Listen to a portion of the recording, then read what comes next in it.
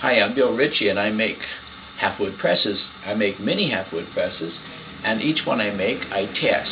And you can see on the wall there all the prints that I've made for up to about number 79 and 80.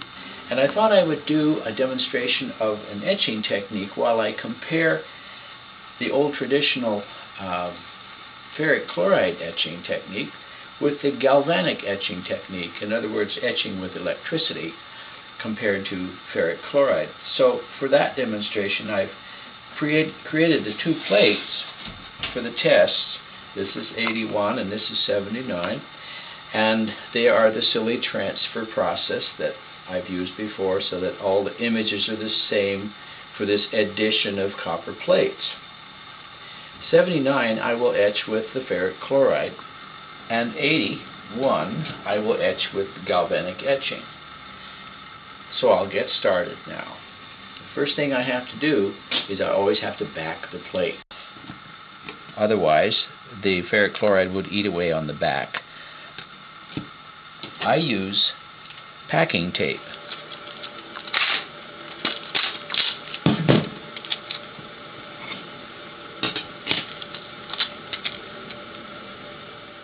And then I trim off the excess.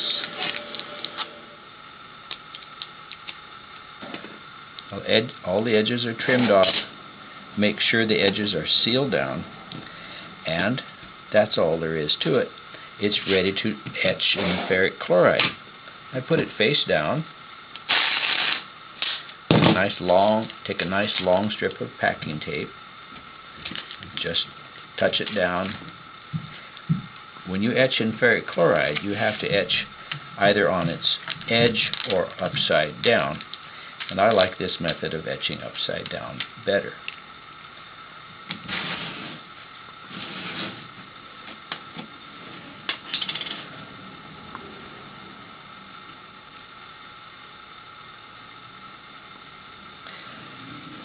You must be sure there are no bubbles under the plate, or they will interfere with the etching.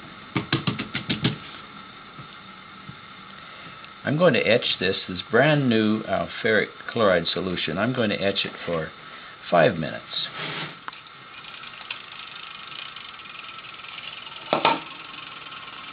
While that's etching, I want to explain the little foot that I made for the galvanic etching technique.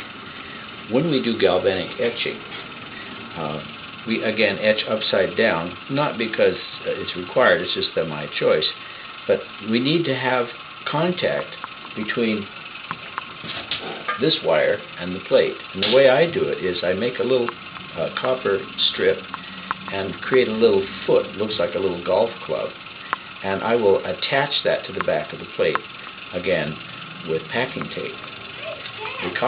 This little copper strip itself is coated with layers of stop-out varnish and packing tape too, so that this part of it is pretty much covered, protected from the electrolyte, liquid electrolyte.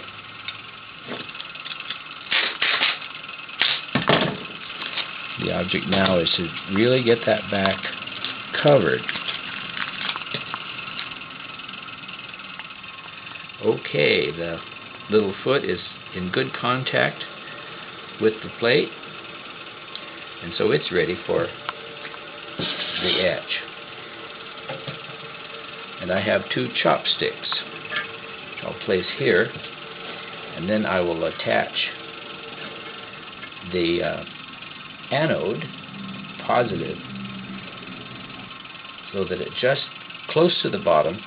And this is a stainless steel tray that came with the Sherry Hobb system, and the stainless steel acts like the cathode, so the black cable is connected to the pan edge. I add the electrolyte, which is in this case cupric sulfate. It's a garden variety solution of cupric sulfate and distilled water.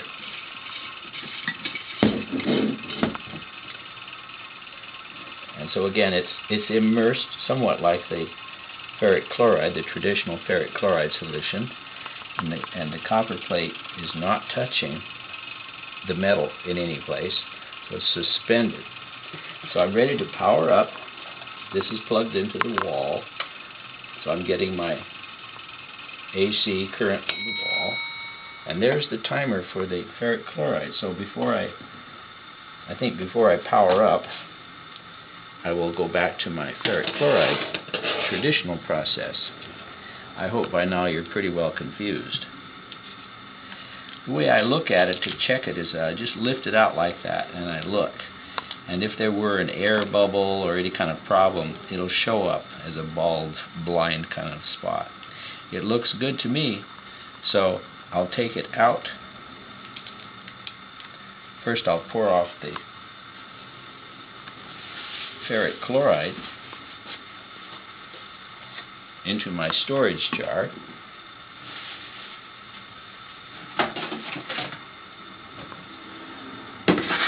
Whoops. And then I stand that in a tray so that in case I have an accident and I spill it, it won't get all over my nice counter. After I get this poured off, I'll be stepping into my washroom and washing the plate off with water.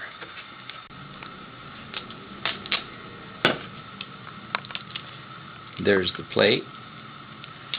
And I like to pickle it right after cleaning it with water. I like to pickle it with a little vinegar. This is just clear, ordinary vinegar.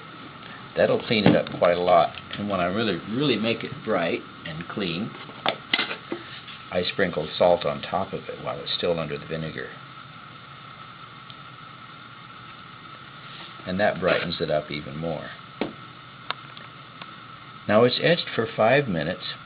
After I attend to my galvanic etching, I'll be studying this with my loupe, my magnifier, and see how deep the line is.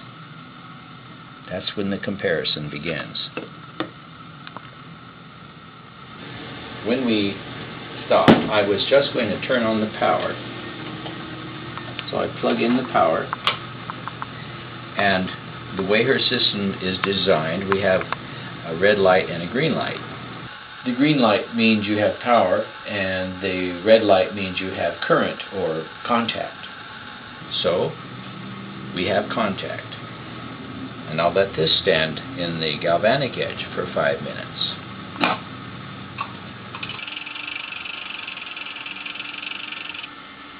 I didn't mention that on the Sherry Hobb control box there's a high and a low setting, and I have it set on the low setting. Well, it's been 5 minutes, so I'll turn off the power and take it out for a look-see. There's a kind of oxide on it. It looks like some bubbles right here, keeping it from making contact. But just glancing at it, I'd say there's hardly any etch after 5 minutes, so I think I better triple the time for the galvanic etch and see what happens. So I'm going to put it in for another 10 minutes, and that pretty much concludes this part of the test. For the next several hours as I work in my shop, I'll probably be going back and etching it longer, looking at it with the loupe, with the magnifier, and when I think it's okay, I'll strip the grounds off and ink it and print it, and then we'll see the final results, if there's any difference between the ferric chloride, the traditional etching method that I've used for so long, and this new one that I'm trying out, the galvanic etching method.